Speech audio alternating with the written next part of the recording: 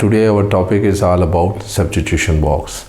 और ये होता क्या है, इसका हमें मॉडर्न ब्लॉक साइफर में हम इसको एम्बेड किस तरह करते हैं। आज हम ये चीज़ें इसमें डिस्कस करेंगे कि हम सब्स्टिट्यूशन बॉक्स को एक नॉन लीनियर कन्फ्यूजन कंपोनेंट क्यों कहते हैं। तो सब्स्टिट्यूशन बॉक्सेस जो हैं ये आजकल जितने भी हमारे पास मॉडर्न ब्लॉक साइफर बन रहे हैं उन सब में यूज़ होते हैं। स्पेशली वो तमाम ब्लॉक साइफर्स जो एसपी नेटवर्क्स के ऊपर बेस करते हैं, यानी एसपी नेटवर्क से मेरी मुराद है substitution and permutation networks. All these kind of what you call the block cipher utilize substitution box. Or substitution box is actually what actually it is. So substitution box is a multi-valued Boolean function that map n input to a m output. So let us take its what you call the fundamental definition. And as box is a multi-valued Boolean function as which map n input to a m output. ये जो मैंने लिखा हुआ expression ये एक as a function के तौर पे लिखे हुआ है जो कितनी n इनपुट ले रहा है और m आउटपुट पर मैप कर रहा है। तो इसके अंदर मज़ीद जो अगर मैं इसको इन टर्म ऑफ एक्सप्रेशन लिखूं इसकी वो ये होगी s of x1 x2 so on xn। कितनी इनपुट है n, तो इसके क्रॉसपॉन्डिंग आउटपुट की उतनी होगी m, f1 f2 so on fm। ठीक है जी।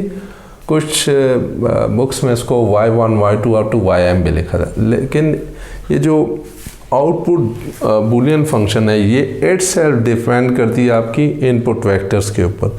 अगर मैं इसको भी ये जो f1 that is based on n tuples x1 x2 and these are basically input. ठीक है, ये जो इसके आर्गूमेंट में आ रही है f1 के ये इसके एलिमेंट हैं z2n के, क्योंकि z2n भी एक टपल है, एक n डायमेंशनल वेक्टर स्पेस है, तो उसके एलिमेंट इस तरह के होंगे।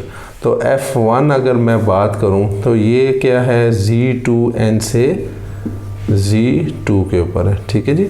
और मैं अगर f2 की बात करूं तो ये क्या है z2n से z2 के ऊपर है एंड सो ऑन।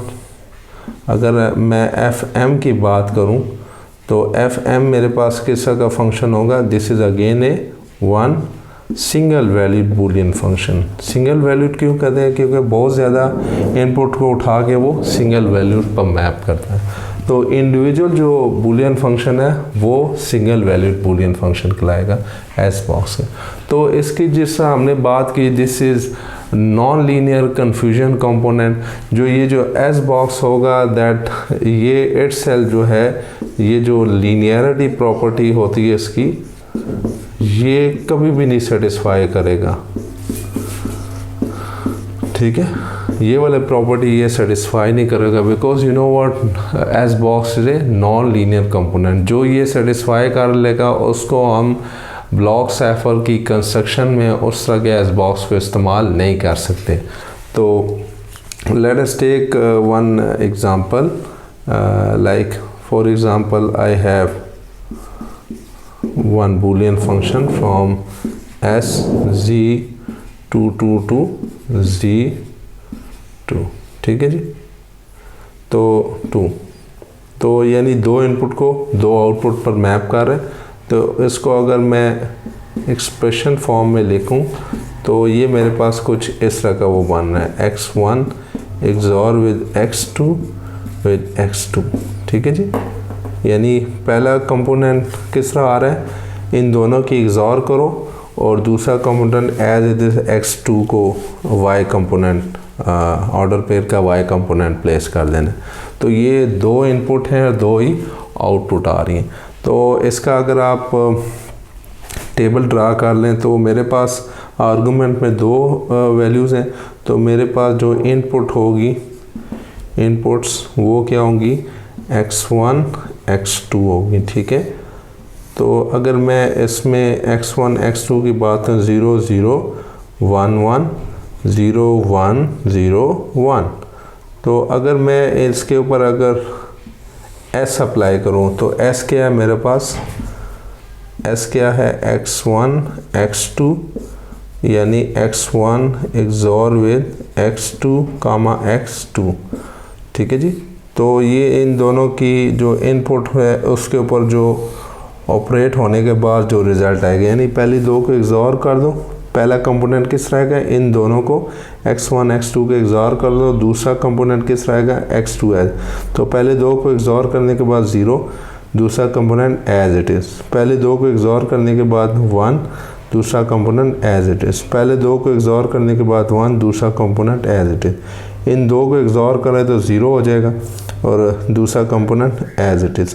तो ये इस एस के क्रॉसपॉन्डिंग 0 0 किस पर मैप का, और 0 0 पर 0 1 मैप हो गया 1 1 पर, 1 0 मैप हो रहा है 1 0 पर, और 1 1 मैप हो रहा है 0 1 पर।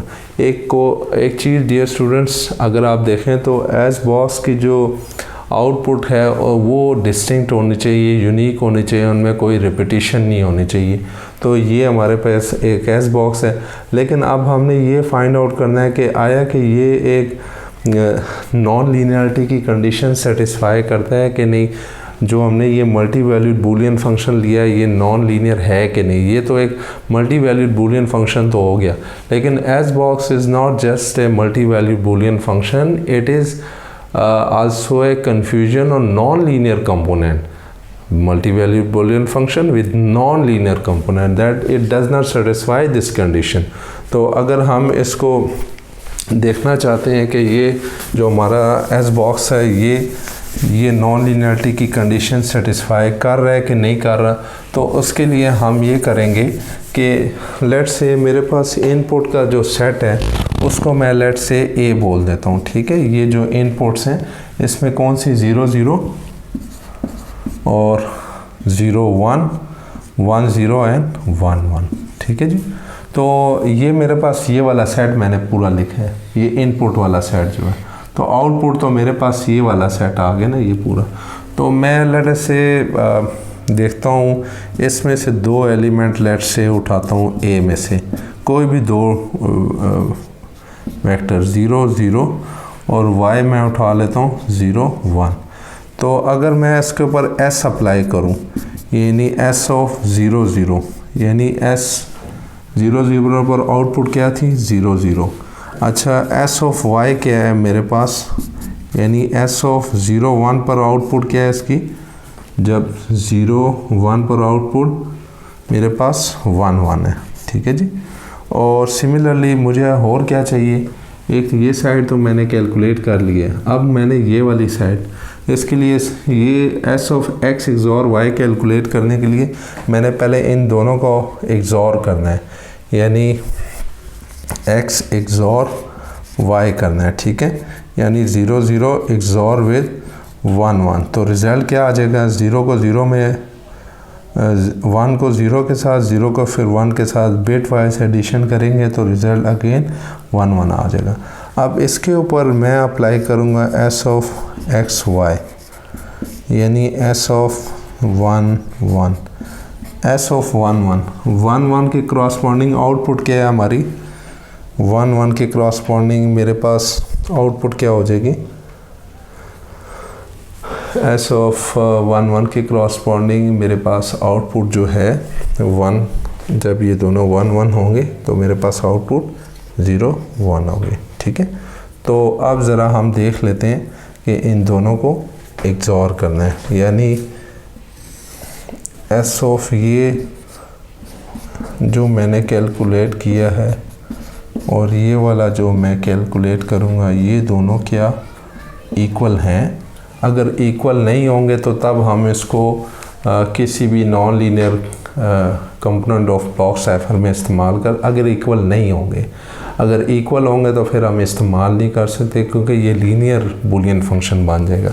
तो लेट अस, इसका रिज़ल्ट क्या है 0 1 और इसका रिज़ल्ट क्या था 0 0, तो इसका रिज़ल्ट क्या है 1 एंड 1। अगर आप देखें 0 1 पर 0 1 पर 1 1 और 0 0 पर 0, तो अगर आप देखें 0 1 0 को 1 में ऐड करें, 0 को फिर अगेन 1 आ गया। तो ये बिट्स जो है इस बिट्स के इक्वल नहीं है। तो हमारा जो एस बॉक्स हमने जो कंस्ट्रक्ट किया है मल्टी वैल्यूड उसके क्रॉसपॉन्डिंग ये सेटिस्फाई नहीं हो रही। तो चूँकि सेटिस्फाई नहीं हो रही, इन अदर वर्ड्स अगर मैं बाइनरी टू डेसिमल कन्वर्जन करूँ तो ये 1 लिखा हुआ है और ये 3 लिखा हुआ है। तो it means 1 is not equal to 3 with the help of this what you call the boolean function के लिए। तो इस केस में हमने जो देखा, ये जो हमने S box multi valued function लिया है, ये एक non linear multi value Boolean function है। तो डियर स्टूडेंट, ये थे हमारे एस बॉक्सेस। एक छोटी सी एग्जांपल से समझाना मकसद ये था कि सब्स्टिट्यूशन बॉक्स की समझ आ जाए आप लोगों को।